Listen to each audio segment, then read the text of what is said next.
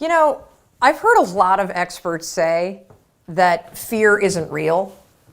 That is such a bunch of baloney. Fear is so real. In fact, there are probably things that you're afraid of doing right now in your life, in your relationships, at work. And the fact that you're afraid, that's robbing you of all of the experiences that you want to have in your life. I mean, if you're afraid to fly, that's going to limit your ability to travel and see the world or go visit friends.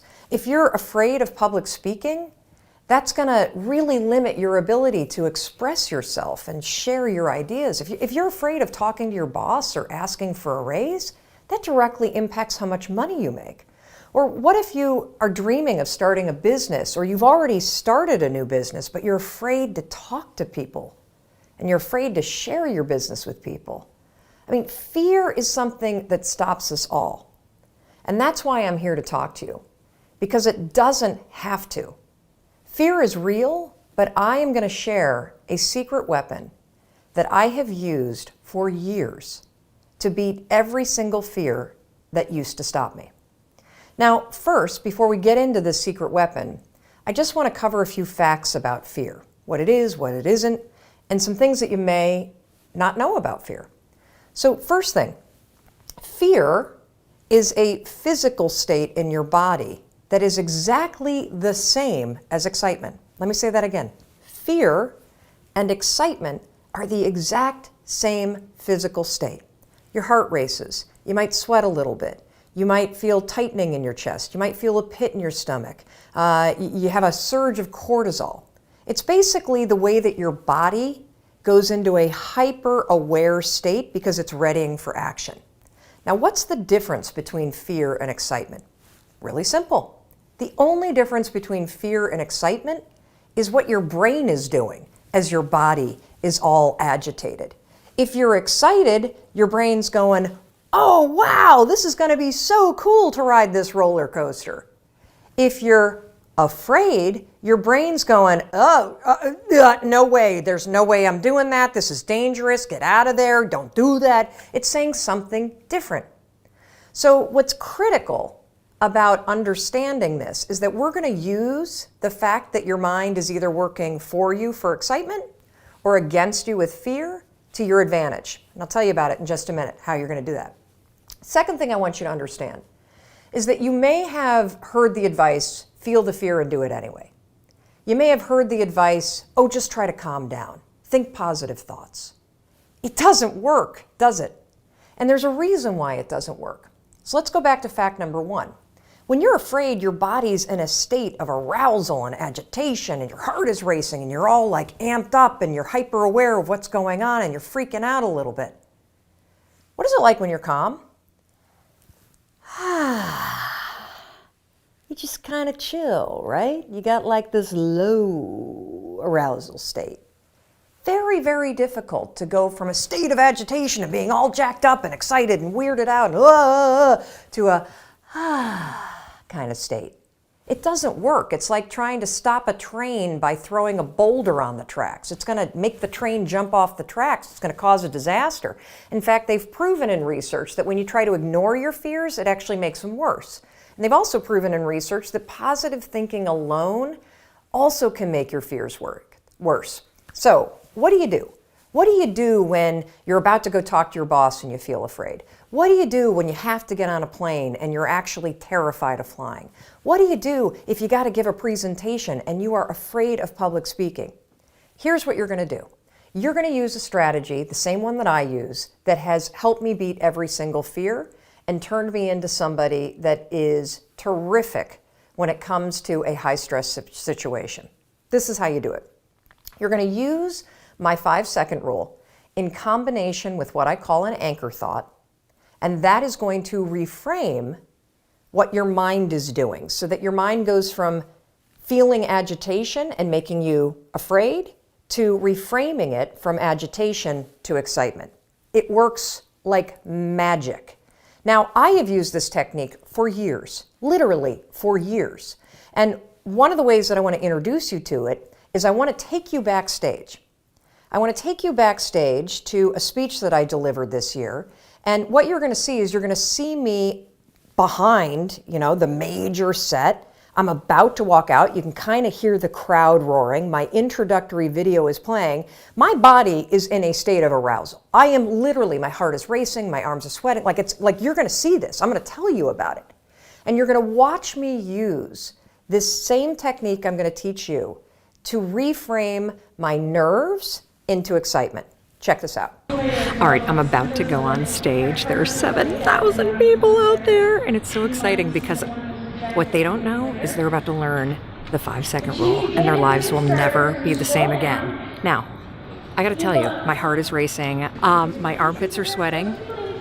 I have the exact same physiological feeling as when I'm afraid, but I'm not afraid.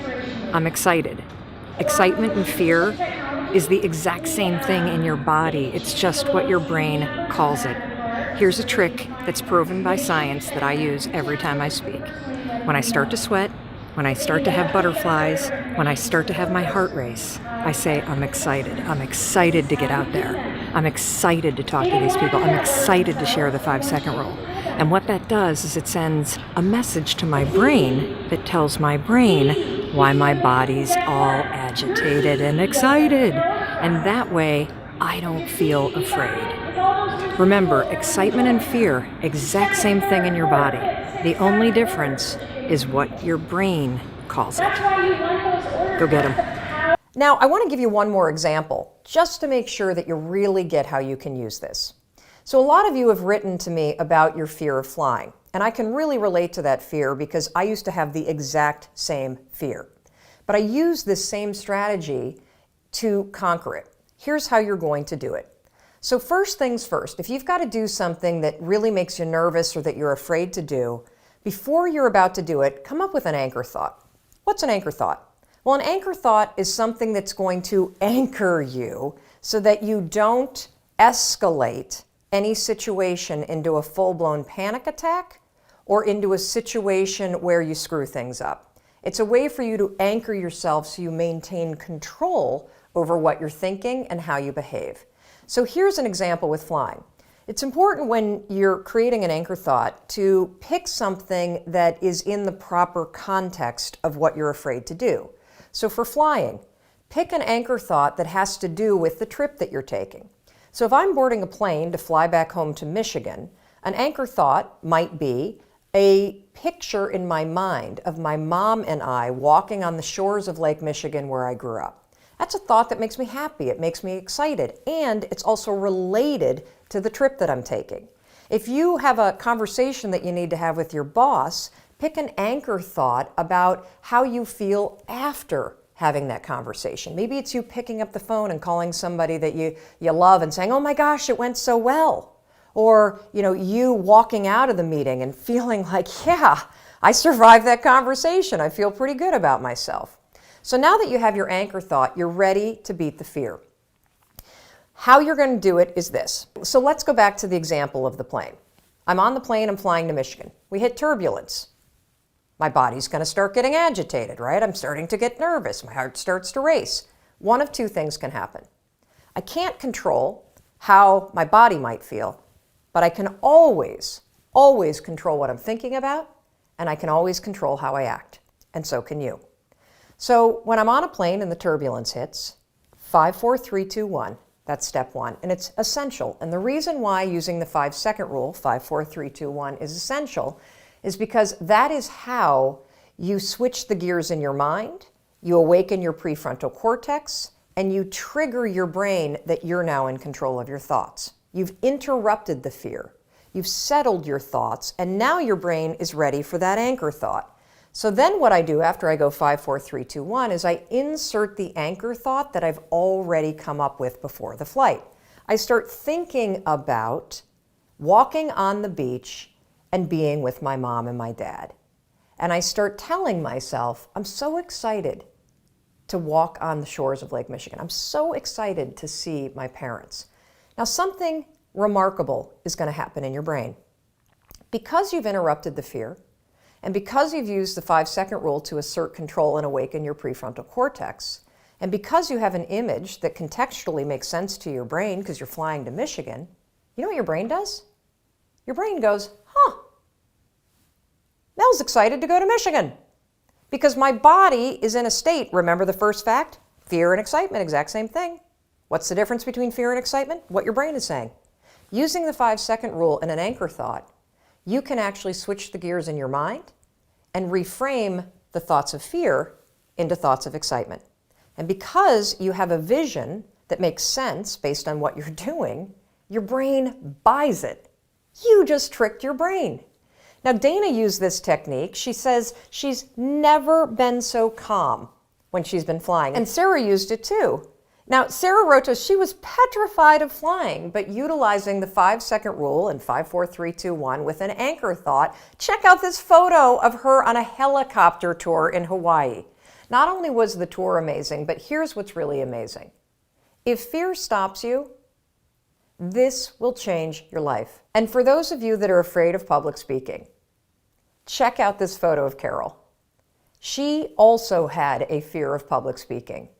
And by using this technique that I've just explained to you, 5-second rule, anchor thought, reframe your thoughts from fear to excitement, something incredible happened.